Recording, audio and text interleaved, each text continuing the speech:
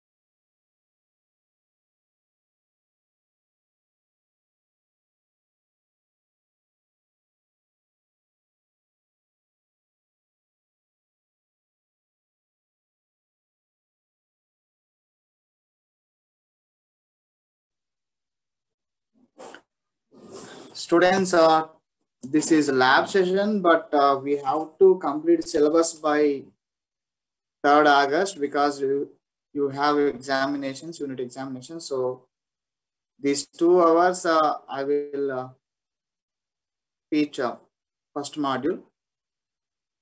In coming lab sessions, we can do 2 experiments to balance the lab sessions. In previous theoretical class, we have discussed about different data domains and sensor classification.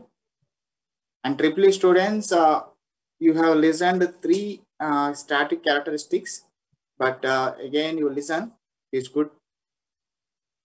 So students, today we statistics of measurement systems. Whatever is the measurement system or sensor, we have to analyze or we have to understand the nature of sensor.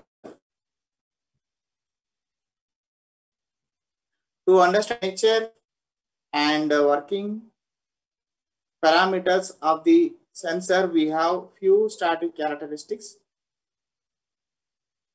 The sensor influences the characteristics of the whole measurement system. So it is important to describe its behavior in a meaningful way.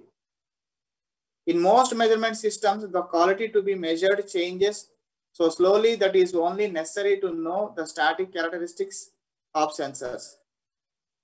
The concepts used to describe static characteristics are not exclusive to sensors. They are common to all measurement instruments. Here we have few static characteristics like accuracy, precision, repeatability, and reproducibility, sensitivity, linearity, and etc. All these static characteristics will sensor and measure system. Depending on the static characteristics, we can decide whether that instrument can be used in our experiment or in our plant or not.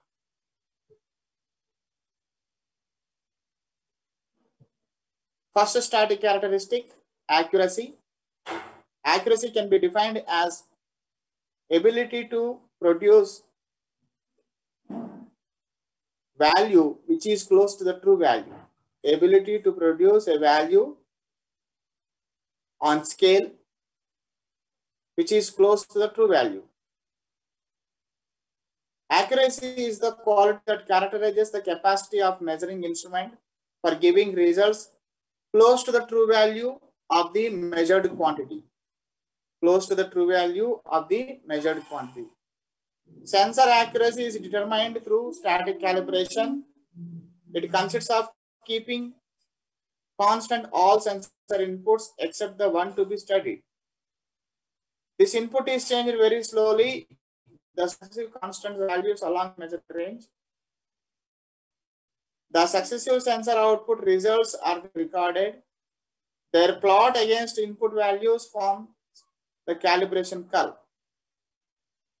Any discrepancy between the true value for the measured quantity and the instrument reading is called an error. The difference between measurement result and the true value is called absolute error. The error is specified as quotient between the absolute error and the true value for the measured quantity. This quotient is called the relative error. So students, if you take any sensor or if you take any measurement system, first of all, we have to focus on the accuracy of that instrument. Let us take practical example. If you are measuring temperature by using a thermometer, if the temperature is 50 degrees Celsius, if the thermometer is showing 45 degrees Celsius, it is not accurate. The difference between true value and the measured value is 5 degrees Celsius. Or if the temperature is 50 degrees Celsius, if your thermometer is showing 55 degrees Celsius, then also accuracy is very less and the error is 5 degrees Celsius. So depending on the difference between the true value and the result means measured reading, the reading which is shown by the sensor or measurement system. So error we can define as result minus true value, and accuracy we can define as closeness to the true value, the ability to reproduce the value, ability to produce the value which is close to the true value. That is called accuracy. If you have two sensors, sensor A, sensor B, and you know that room temperature is 50 degrees Celsius. If sensor A is showing 49 degrees Celsius and sensor B is showing 48 degrees Celsius, you can easily say 49 degrees Celsius answer is adding 1 degree Celsius.